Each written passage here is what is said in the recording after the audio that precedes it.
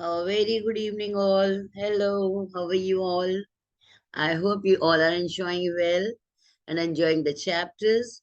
Now, here again, I'm here with a small video of phrasal verb and idioms, which is your next topic of 10 minutes. I hope you will understand it thoroughly.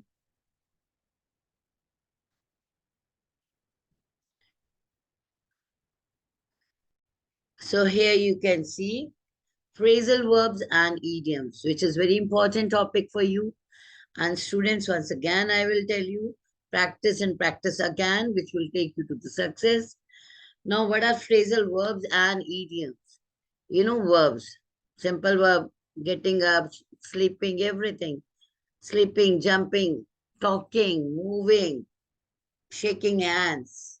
And right now you're watching me, that is also, yes. Verbs are basically all action words and phrasal verbs. Phrase, as we know very well, group of words having some meaning. A cup of tea is a phrase, but it's not a sentence. Fine, this way. Phrasal verbs are what? They are combination of ordinary verbs like put, take, come, and go. Means so many. It's the only example. And particles like in, out, on, and off. They are a very important part of everyday life. Most verbal verbs, they are not informal or slang or improper for educated speak or formal writing. Although they do take space when word count matters. Okay, we have to be formal when we are speaking these phrasal verbs. Bluntly, we can't say anything. Okay, that is which you have to take care of this. Okay, let's move. I'm giving you some example with meaning. Like call off, call something off, means to cancel. Just see, in phrasal verbs, one thing you need to take care about, it has separate meaning from the individual words. Like call off, call means call, off, out. But here, what is that? Call off means to cancel. They need to call off the meeting due to weather. Fine. Calm down. Just see, calm means what? Be peaceful, totally calm, totally silent. And down means going down. Fine. Under the table or down. He stepped down the stairs. Down. But when it made calm down, it means relaxed after being angry. When somebody gets very much annoyed, angry, aggressive, we say, calm down, calm down. She can sit with us after she has calmed down. So when she's relaxed, when she's in a peaceful manner, she could sit with us. That's what it is there. Then catch up. Catch means hold up above. But just see, what is the meaning over here? To get to the same point as another person. Okay? I repeat, to get to the same point as another person. Like after his week of vacation, it's going to take him forever to catch up. Do over, do something over means do again. Okay, do again. You may see easily. In the phrase, it has a different meaning. Individually, it has different meaning.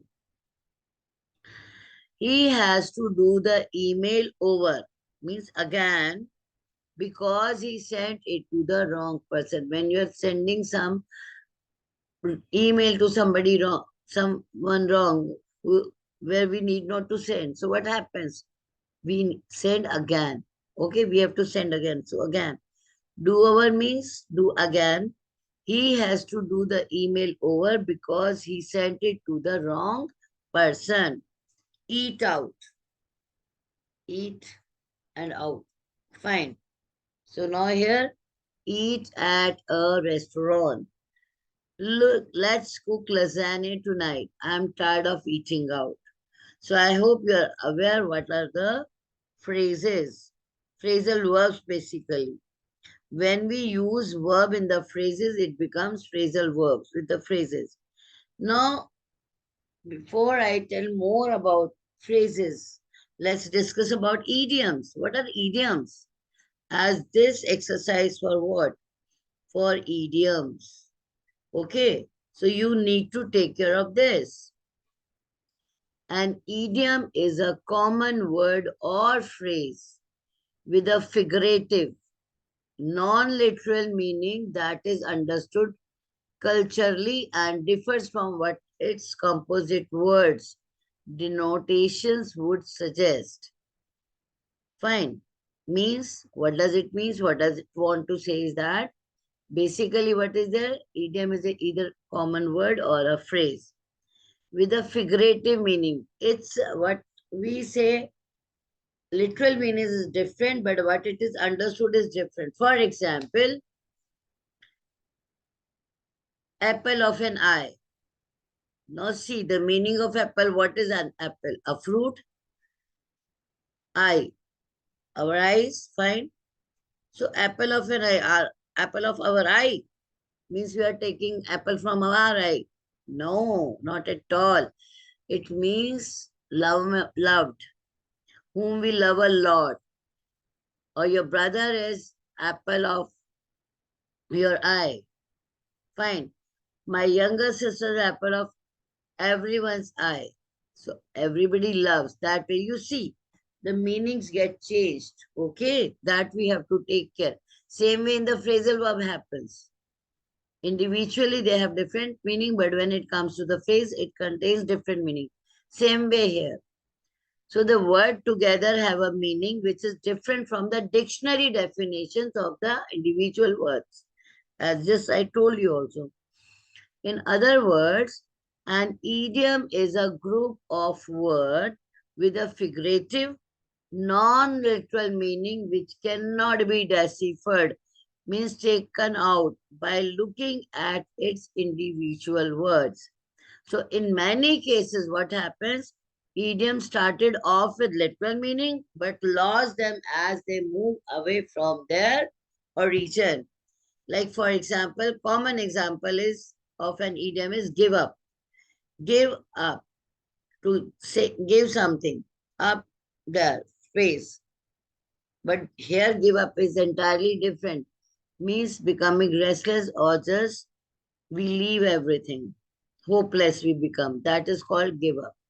Fine. Now again, I'm here with examples with the meaning and sentences.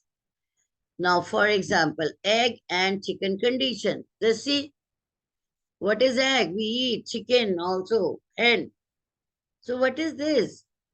It indicates that two different events occur together and it is difficult to see which one causes the other and is related to two factors.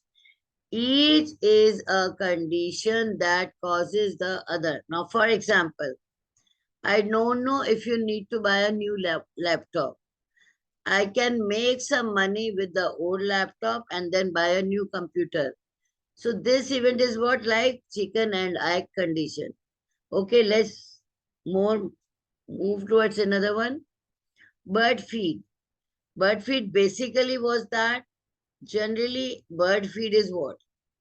You know very well the things or the grains which we put for that birds to feed them. But here, is it so? No, no, no, no, no. It's entirely different. The sea, it indicates a small amount of money or items. The sea. For example, the amount of money I received last night was as much as bird feed as, and I was worried about it. Not satisfied. I don't need. That is very small amount. I needed lakhs and I got in hundreds. So it's like that bird feed. Pink tickling. Tickling is what? When we do some tickling like this, people giggling, people giggle, right? Pink tickling. What does it mean?